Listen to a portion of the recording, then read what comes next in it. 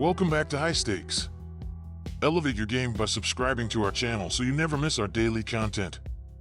For exclusive access to our premium betting picks, join our Patreon. Find the link in the comments section below. Stay ahead with High Stakes.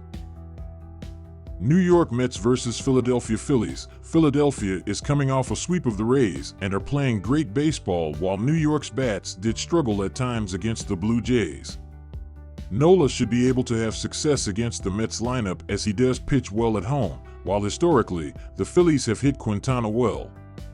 This season, Philadelphia is 48-21 as a home favorite, while the Mets are 17-20 as a road underdog. Philadelphia is tough to beat at home, so back the Phillies here.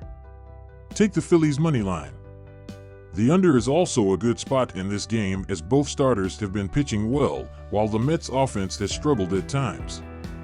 This season, New York is 69-72-5 and hitting the under, but Philadelphia is 72-68-6 and at home is 38-32-4. The Phillies pitching staff should limit the Mets offense in what should be a 4-2 type of win here.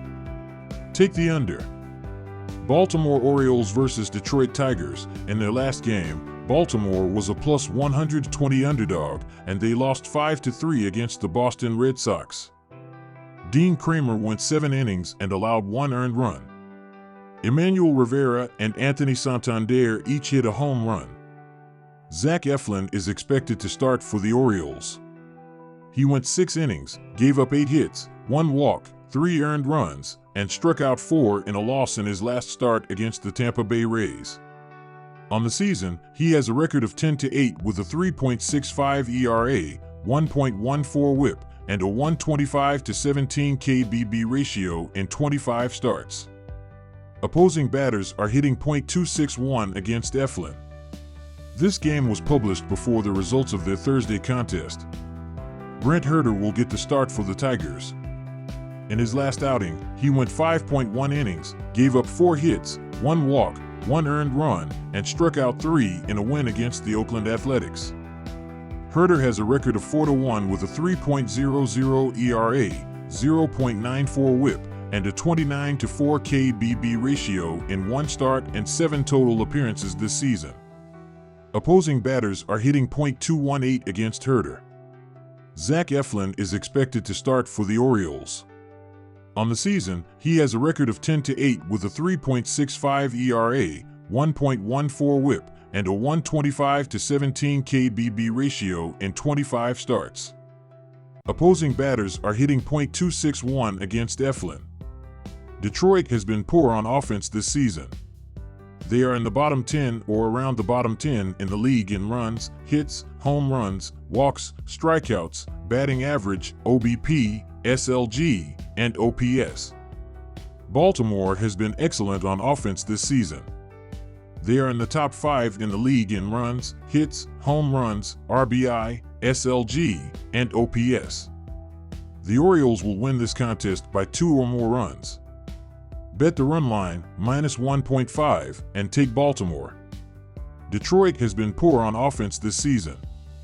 They are in the bottom 10 or around the bottom 10 in the league in runs, hits, home runs, walks, strikeouts, batting average, OBP, SLG, and OPS.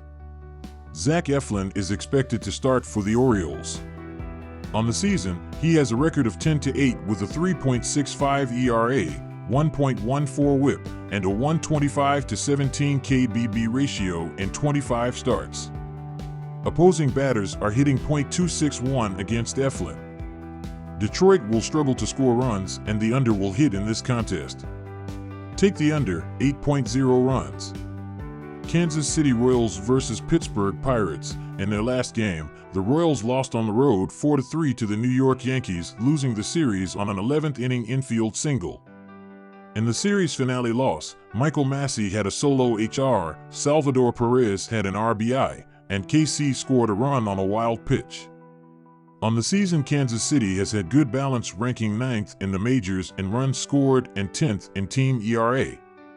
Perez, .27826 HR 101 RBI, ranks 5th in baseball in RBI and has 7 of them over the last 4 games. MVP candidate Bobby Witt Jr., .33330 HR 99 RBI, leads the Bigs in batting average and has one hit in each of the last 5 games. One of the team's leading hitters, Vinny Pasquantino, .26219 HR 97 RBI, has a fractured thumb and is likely out for the season. On the season, the Royals have been great at home but are 2 games under .500, 35-37, on the road. On the hill, giving up a total of only 10 runs. In their last game, they finished a home 3-game sweep over the Miami Marlins, beating them 3-1, where Jared Triolo had a solo HR and O'Neal Cruz and Connor Joe each had an RBI. On the season, the Bucks rank 17th in the majors in runs scored and 20th in team ERA. Brian Reynolds, .27922 HR 83 RBI, leads the club in batting average, HR, and RBI and has 4 RBI over the last 5 games. Cruz, .26619 HR 72 RBI, ranks second on the team in both RBI and at-bats and has a HR and 4 RBI over the last 4 games. On the season, Pittsburgh is 37-38 on the road. Coming into this series, the Pirates have won 4 in a row and the Royals have lost 2 of 3 games. KC is still in the playoff hunt while the Pirates are, pretty much, out of the race. Ortiz gave up 4 runs in his last start but did not give up any in the previous 2 starts. He has pitched pretty well since joining the rotation after starting the season in the bullpen. He will have a decent start in this game and the Pirates will continue their solid pitching. The Bucks have not been killing it at the dish, but have been pretty good in the last few games.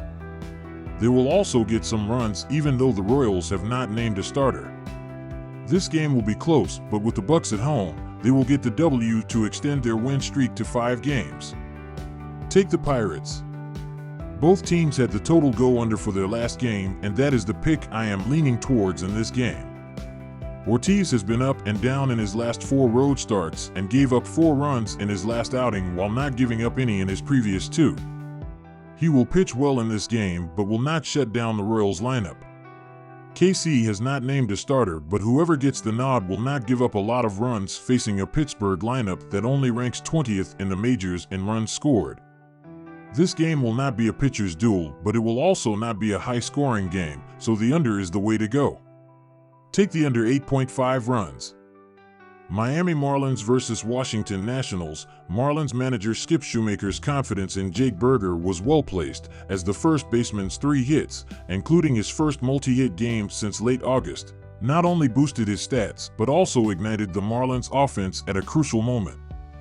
Burger's approach, focusing on process over immediate results, paid dividends, showcasing how maintaining a consistent mindset can lead to breakthroughs in baseball's unpredictable nature. The game was shaped by Burger's contributions, especially as the Marlins mounted their comeback in the 8th inning. Despite not hitting a home run, Burger's impact was felt through his ability to put the ball in play effectively, a style of play that aligns with the Marlins' strategy of moving runners and avoiding strikeouts. This approach, combined with timely hits from other Marlins players, turned the game in their favor, highlighting the collective effort required in baseball where individual performances can spark team-wide success. The Washington Nationals, amidst their 2024 campaign, have been a study in contrasts. On one hand, they've shown flashes of brilliance, like C.J. Abrams hitting his 20th home run of the season, a testament to the development of their young talent. However, their recent 6-3 loss to the Miami Marlins encapsulates the other side of their season inconsistency and days of struggle. In this game, despite scoring first and showing moments of offensive promise, the Nationals couldn't sustain their momentum, allowing the Marlins to capitalize on errors and mount a comeback.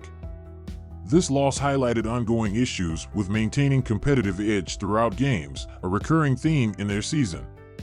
Despite such setbacks, the Nationals continue to invest in their future.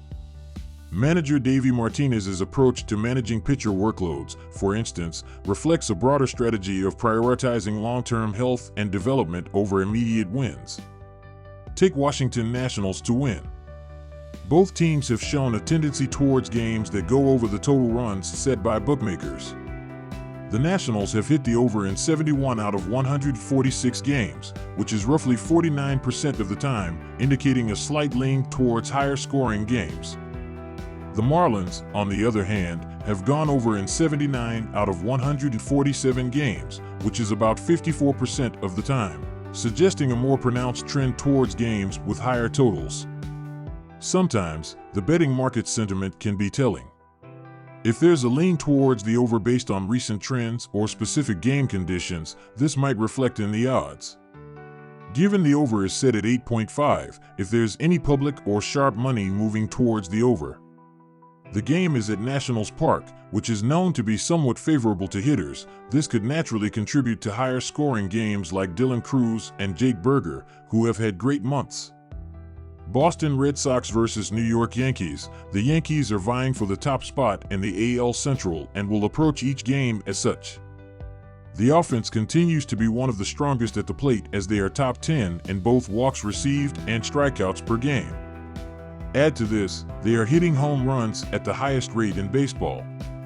Houck has not been himself in recent months, and his low strikeout rate coupled with his high OBA will play right into the Yankees' hands here. Take New York money line. As mentioned, Houck has been erratic of late and he hasn't been tossing well to kick off September. Schmidt has been vulnerable in his own right, and with Boston hitting above average in September while also leading the league in doubles hits, they should find a way to get runners in scoring position and take advantage of Schmidt's weak whip. Take over 8.5 runs.